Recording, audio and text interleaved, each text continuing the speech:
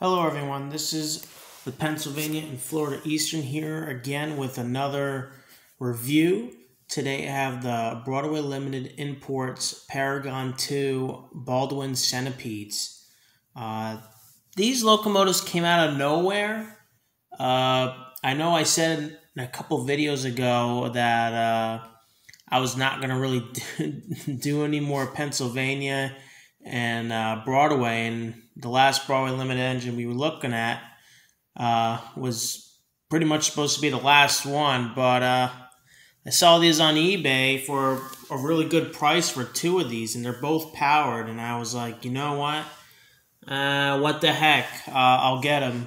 And to be honest, these are really nice locomotives. You might think, well, is that it? No, we're going to get into more of that.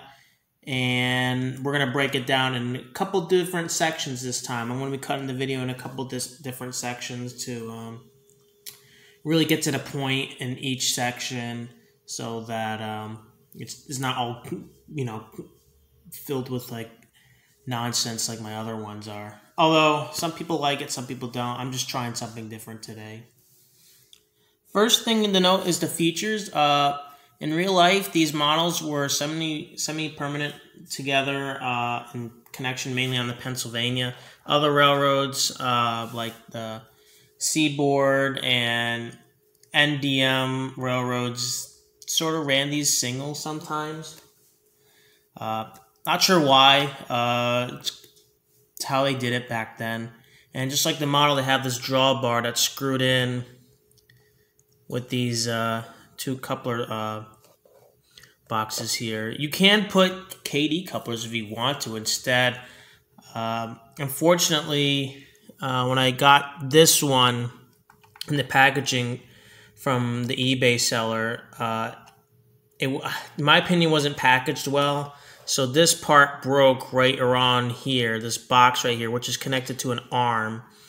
And unfortunately, you can't really find a spare part because there's no screw that holds this arm in place. It's really just a clamp of I'll show you when we go to the underside because I'll have to unscrew these in a bit. But it was a real pain in the butt that happened. And I was like, well, that sucked. I can only run this unit over here, which is really the A2 unit, and this is the A1 unit. So running this one was kind of strange in reverse. So I'm going to get my screwdriver out. I'm going to open it up. Now, when the peg hole for the drawbar is actually, it just barely fits over the other one right here. I'll show it. It just tightly holds on to that, and you got to kind of put some pressure so that it stays down on there. It's strange, and it's kind of, not really good in my opinion, but that's how it was designed. As you can see, this is kind of beaten up. I'm not sure how it got beaten up or if this was custom made, but it looks like it was the original part. So when this thing goes around the corners, this doesn't pivot. It can't pivot side to side. This drawbar, it stays straight. So I think that really limits like how tight of a corner these locomotives can take when they're connected together semi-permanently. So that's kind of a downside in the design, on this design. And I'm not sure if Broadway Limited's doing that again. Although I have a feeling they're gonna be doing this again, since they're not gonna really be changing much, rather than just really upgrading the electronics on the model. So we're gonna look at the A unit, and there's this drawbar that it's connected to this frame that has these powered trucks. And the detail is actually pretty nice on these trucks, even though they're plastic. The body is plastic. The chassis is metal. I think. I can't really feel if it's cold or not. It probably is plastic. But this is such a big model. I'll compare it to one of the K4s in the next segment of how big these models really are. And the screens are not really see-through as so much. This looks like it's molded on, but now that I'm looking at it more, they're actually like probably brass screens on behind like a molded part of the shell. And there is crew figures inside, which is pretty cool. The whole thing is articulated. There's a connecting joint that helps the articulation of the locomotive through tight corners. Just like the real prototype, the pilot would swivel under the frame of the body, which is pretty cool. I can't imagine what this would look like in real life with the overhang going over switches and whatnot. So when it comes to handling this locomotive, I recommend being very careful, especially, you know, this piece back here, because it seems to be the weakest point. Considering that this well, it didn't break, it broke during transportation. But yeah, the story with the seller, I talked with him like, you know, thank you for the locomotives, but, you know, this broke on the way. He's like, well, I'm not really responsible for the shipping stuff. I'm like, I understand that, and that's true, but you could have probably packed this better so that this wouldn't have happened, because my Bachmann K4, which I'll bring into view for a second, this came into like a plastic / paper bag wrapped around it to really keep everything in place. And keep in mind, the Bachmann is pretty fragile in itself. It's got some breakable parts on it. Same with this. But it didn't break during transit. Also, the bubble wrap used to hold these models in were bigger. I still have the bubble wrap for my Bachmann K4 when I got it. And the reason why I kept it is I still use it as for transportation, and I never had problems with breakage. But if you're going to like ship models without a box, which these did not come with a box, unfortunately, you want to wrap it with this, like, kind of like paper. Use newspaper or something. Use paper so that it keeps anything from jumbling around or smashing around. And then you have this to protect it from hard bashings. You want small bubble wrap because big bubble wrap can get caught on some of the smaller details and break it apart. And that sucks because, you know, I got these for $130 a piece. And it was $260 total, excluding shipping. And to be honest, that's a very good deal for these 10-year-old models. I mean, if you bought these recently for some of the prices you see on eBay that's really high, you kind of got scammed out of that one. Not to bash on it. It's just, you know, these are old, and they still run like pretty much like brand new. I ran them recently. Unfortunately, I got cat hair. That's the downside of having pets, again, if you heard from my previous stuff. But, again, with the details, these are old, but they ran pretty good. And I'll look at the mechanism, too. These are free for all, so the interior, the closest ones towards this pivot joint in the middle, the side to side. These are free rolling. They're not connected to gears. But these 6 wheels behind that are going to each end of the locomotive, these are geared. These are your geared parts. Although this still does have a pickup roller, and this has a pickup roller too. The trucks, the pilot trucks on each end, do not have pickup rollers, which is okay, I guess. I mean, this is pretty much the size of a GP20 or something like that, or maybe SD40, somewhere around that size. But the problem is that Paragon 2 has better like decoders than Paragon 3, but you know, you go on older like layouts, it's just, you know, it's partly the older layout's fault, but you don't expect it to just keep running nice and smooth and clean. I mean, when I got these, the wheels were pretty clean, and I might have to clean them again before I run them at the club. But, yeah, when I first got these and I first test ran them, I test ran the A2 unit first. It didn't really run super well. It's not really focusing well. That sucks. Should focus. Come on. Nothing's moving. Not sure why it's not focusing.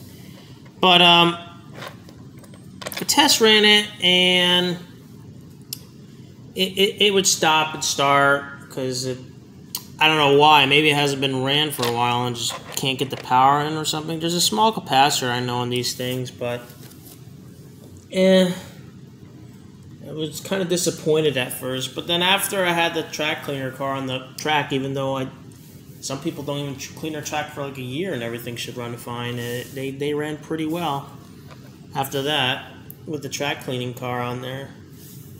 So my thing is that they need to be broken in just a bit after probably not being used for a long time. Some of the downsides on the detail that I got is that this is missing one of these number board / marker light boxes. Now you're probably wondering, well, was that missing from the packaging? No, it was missing even in the pictures, so I got what I got. What I saw is what I got. So, is it a real bother? No. If I wanted to, like, not see it, I could just turn the whole train around and have the A2 going in this direction, and you wouldn't see the A1's missing box. It's okay. It's not really a bad thing. I mean, if you saw my previous video of them running, you would see that you would see the very bright glare on the screen. Like, what the heck is that? It's like the headlight. Why is the headlight on the side? And it's not. It's just a light bulb in there. It's making that bright light, which is funny, in my opinion. But I'll probably ask BLI if they can give me a spare one for this road number, if they still have one, once they do another run of these, which I heard is coming out in December, the Paragon 4s. I expect to have the same tooling and whatnot. I could be wrong, but I expect the same tooling. Would I get them? Maybe one unit if it's a single stripe, just for fun. I'd like to see what's going on the inside. We're not going to open these up today. I'll do a separate series to see what's going on the inside. It's probably mostly an empty shell. I'm wondering if there's 2 motors in these. I think it's actually just one with a shaft on each side with a worm gear that drives each truck. And surprisingly enough, these got weight. These are pretty hefty. They probably weigh about 1.5 pounds, maybe, each. So yeah, they're pretty hefty. So I'm going to reattach this, and I'm going to show kind of how much of a pain this is. I can't really try and get that. There we go. Try and get these in. Don't worry about what's going on behind. It's kind of hard to get this to tab in. And you got to be careful because you don't want to, again, break this back piece. So it's just it becomes tedious to put these back together, and it sucks, in my opinion, because I want these to run, I want them to be easy to take apart, because in reality you're not going to have a long enough box to put these in together already connected, because in the Paragon 2 box, they're not like this. They're separated. So unscrewing this is going to be a pain in the butt, in my opinion. And it's not that bad. It's just finicky, because the thing likes to spring back up, and then you gotta somehow get these matched together. And then I gotta make sure the coupler box is over there, and I gotta make sure the screw's right over the hole. It's a good thing these things are slightly magnetic. And then I'll screw that in, which it did.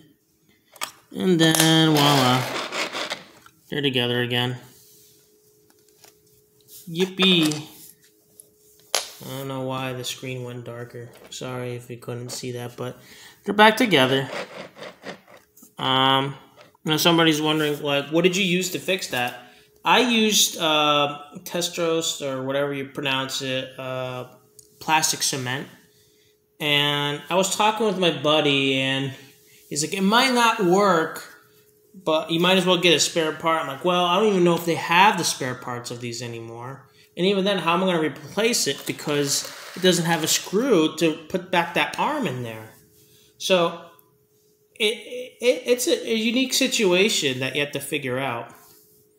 So, yeah, if you're going to get a used one, make sure they're not broken, and make sure that, you're getting it for a good deal, one. Two, make sure that the guys, packs them well. I like to say, hey, can you make sure that you wrap them up well and whatnot? Because, don't say somebody else had a problem. But, just be polite and let them know, like, hey, can you wrap this up well? But other than that, we'll get into the next segment on how they run, and I'll talk about their running and their sounds and whatnot. I'll see you in the next segment.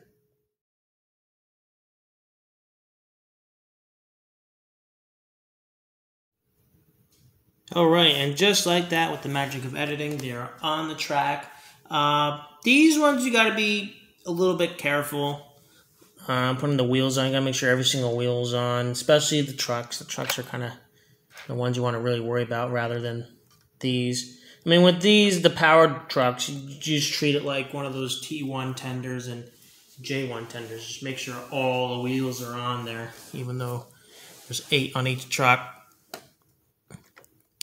So, yeah, it's a weird thing, these things. Anywho, we'll start these up. I'm going to connect my my FOM passenger train to it today, because these did some passenger service for a bit, and then they went strictly to freight. As I start them up, I'll talk about, the history of them.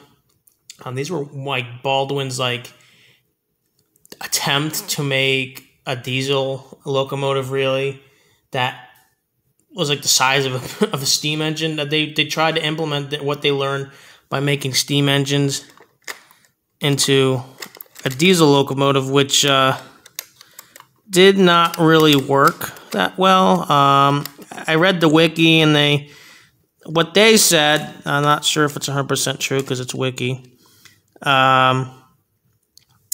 They wired these things uniquely. Each set or each locomotive was different than the other, which, if you're making a diesel, you're usually trying to make them in mass production, like, what EMD did with the F units. Oh, it's not starting up. I have the wrong number in, of course. Let's see, 58, 28, and acquire. Start them up. And they both have sound, which is cool, but they kind of drown out. And what's great is that Broadway Limited actually had 2 prime movers turning on in each locomotive too, which is cool. Because they actually had 2 prime movers that made 1,500 horsepower. And the prime movers at the time were not really the best. They really made reliable prime movers once they got to the Baldwin Sharks, specifically the RF-16 series, which came out in the early 50s.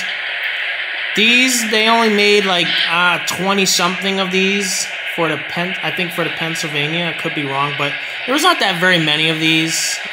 Seaboard had probably the second most. If not, it was NDM that had it. There was really only 3 railroads, which is surprising that National Railroad of Mexico had them. I'm surprised, to be honest. I don't know why. Union Pacific was supposed to have the first 2 prototypes, but they canceled their order, which were numbered 99.8 and 99.9. It is what it is. So in my railroad, these are fictional upgrades that I have for these.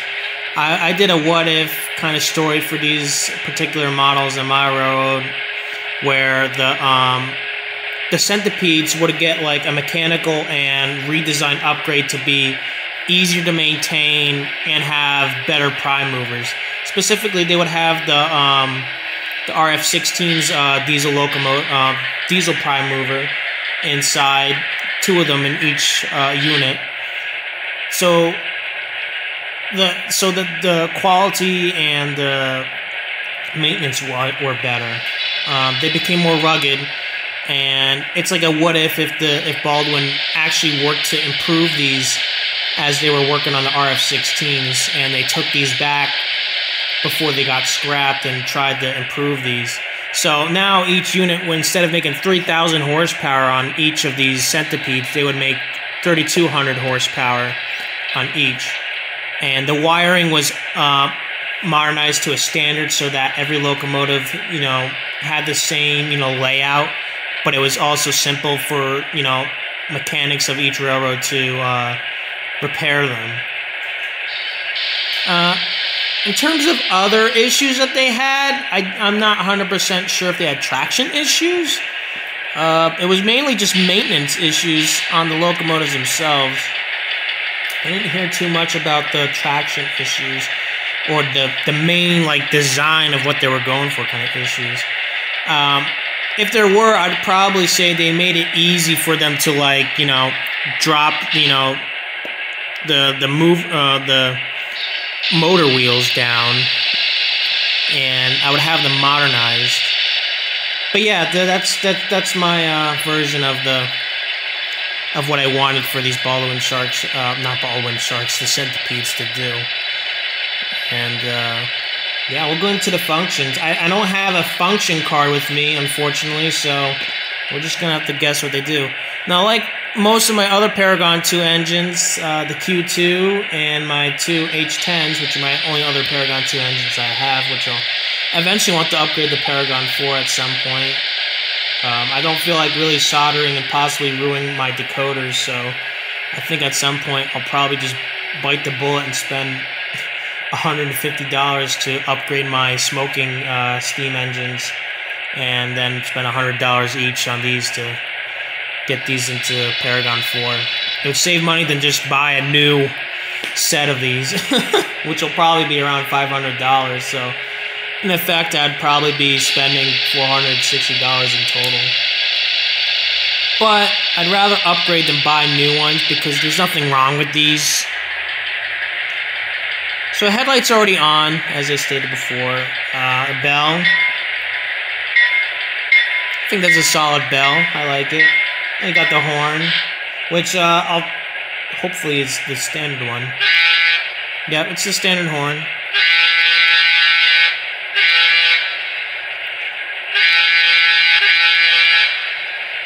It's not like Paragon 3 where we can do a special horn with it. It's like Paragon 2 where it does this weird thing. Yeah. F3, coupler slack. F4 does the compressors. So F5 and F6. F5 I think ramps down the prime mover, and F6 ramps up the RPMs of the prime mover. F7, not sure what that really does. F10 I think does more cylinders. F11 does more air pump sounds and whatnot. F12 I think to set the brakes. F13 is a crossing horn.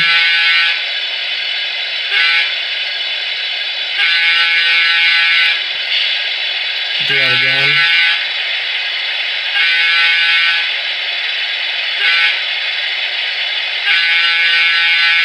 F14, passenger sound. Realistically, you'll play F15. I'll probably have F14 on for now. F16.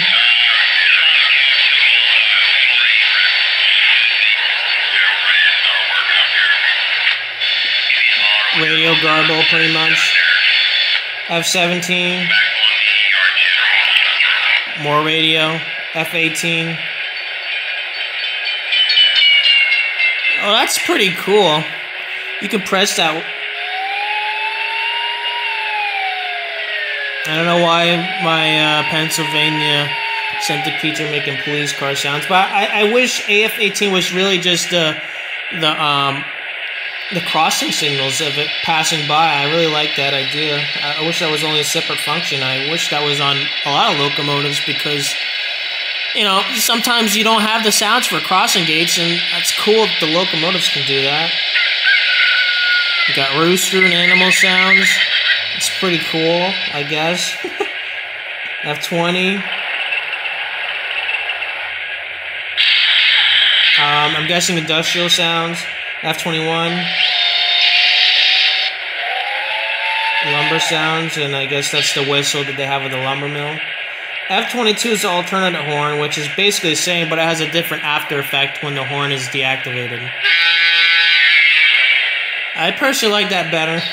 It does a number to your ears a bit, because, you know, this is hard ground, but I think it gives the centipedes a unique flair to them, because they're huge. F-23, not sure what that does. F-24, nothing. F-25 does not do the Longhorn unique thing that the Paragon 3 does, which is a shame. F-26, 27, 28 do nothing either, as far as I understand. I don't want to do some weird light show with these things. But yeah, that's pretty much all the functions for these locomotives, so we'll get into the running segment in just a few.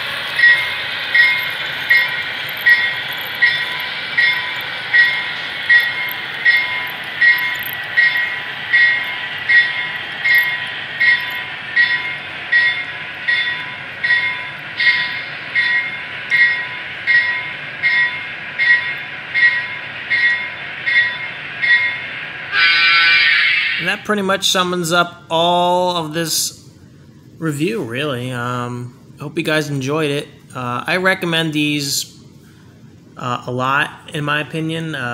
If you can get them for a good deal, maybe close to like $260, $270 for these Paragon 2 models, I would say try to pick them up if they're in good shape as well. Obviously, make sure the sellers packs them well and there's hopefully a box. If not, that's okay. It's going to be tough for me to figure out where I'm going to store these, or maybe make it my own storage area for these. But I think these are pretty solid, well-built models. If these are like almost 10 years old and they're still running how they are today, I believe they still have so much more life into them in the future. In terms of like how long you can run these before you burn out the motor and decoder, I do not know. Do I want to figure that out? No. I don't even know if I can get the motor for these, but yeah, if you want to get some really cool locomotives for your Pennsylvania Railroad or for whatever railroad you want to get these for, they're really great engines. They're huge, they're humongous. I think the minimum turn radius is 22 inches, if not 24 inches. So if you have a layout that's pretty tight, like 18 inches, you're going to have some issues, especially with the overhang and all that stuff. Once the locomotive goes around a corner, as you can see, the rear end of this is really coming out a bit, even though this is a 35.5 inch radius turned layout. It's Bachmann's largest curvature, so you know, just expect some overhang for these locomotives. It's just what they are. They are huge. Treat them pretty much like as if they were big boys. Make sure you have the clearance for overhang, especially in tunnels. And make sure you have the right turn radius, otherwise these things are going to look really silly. It doesn't really matter. You really just want to have fun with these engines. They're really fun engines. They have some unique sounds. It's great they have cab lights, especially, and they have crew figures in both locomotives. That's amazing. Paint job is amazing. And that's it. I recommend them. If you can't get them now at a good deal, wait for the Paragon 4 and see how those are, and watch people's reviews on those. Will I get them? I don't know. I know earlier I said I might get one of those single units with the single stripe. I'll have to see. It depends on the price of them, because I know Broadway Limited's making stuff a little bit more expensive than usual lately, probably because of the world situation and inflation, but you know, what are you going to do, right? Anywho, that's just going to wrap everything up. I hope you guys enjoyed the video and enjoyed the review, and especially these wonderful diesels. And you'll have a great day. Bye now.